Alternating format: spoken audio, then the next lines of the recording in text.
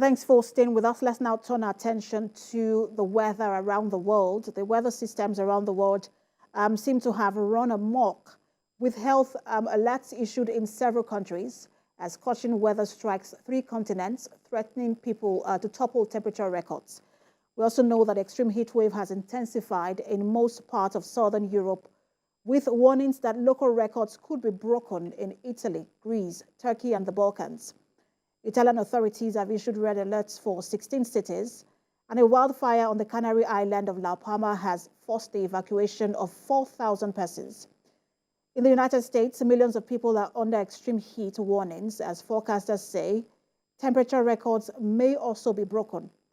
The World Meteorological Organization has warned that extreme weather resulting from a warming climate is fast becoming the new normal. Heat waves are also experienced in parts of Canada, China, North Africa, and Japan.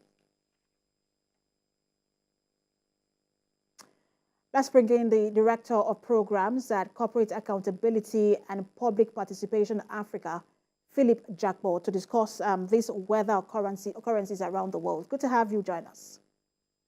Thank you for having me on your show.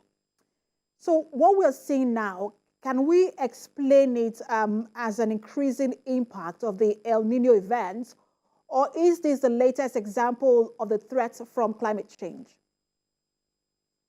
Well, I think the Intergovernmental Panel on Climate Change had forecast early this year that, global warming is going to increase, that the world should move away from fossil fuels. So what we are experiencing, and in this case, we're talking about the Southwest and Midwest US, what they are experiencing is essentially, the impacts of climate change, like we have rightly said. Now, it's not happening in the US alone. It's also happening in Japan. It's happening in China.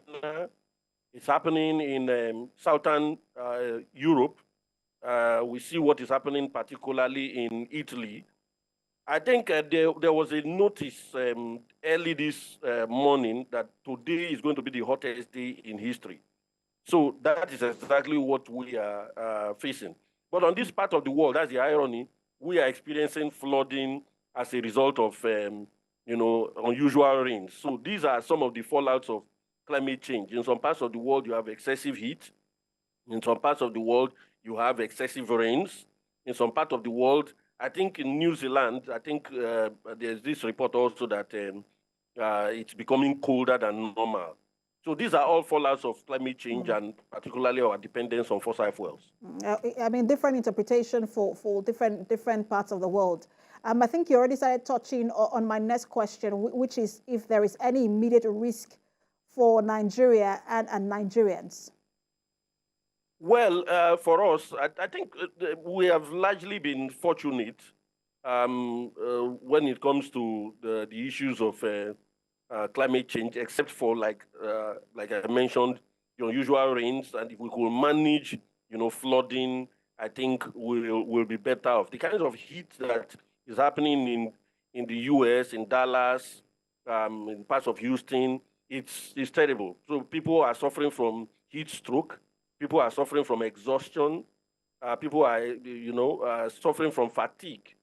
And then you have the forest fires. And this has been happening in Canada in the last 3 or 4 months. So you have these forest fires that have, spread a lot of, smoke that has practically made a lot of the parts of the U.S., covered in smoke.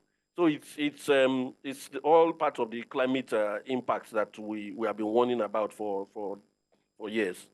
And the interesting thing is that 2 of the biggest polluters, that's China and the US, are also affected by this. Could this be a leverage to get them to sit down and chart a way forward in reducing emissions?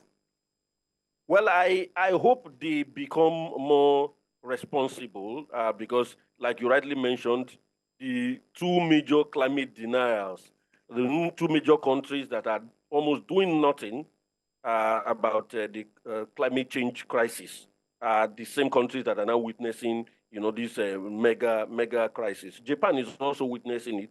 There's massive heat.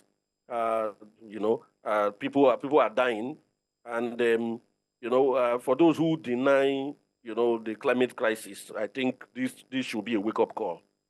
And what are we likely to see in the coming days? Could this be extreme?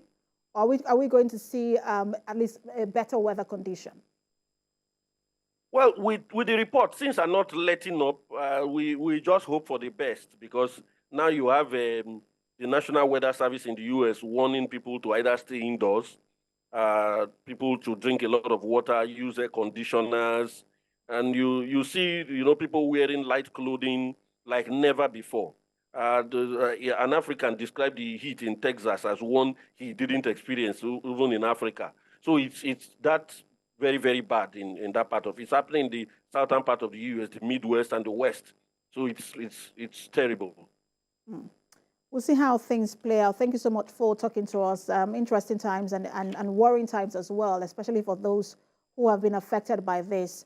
Director of Programs, Corporate Accountability and Public Participation Africa, Philip Jakbo. Thank you so much for talking to us. Thank you.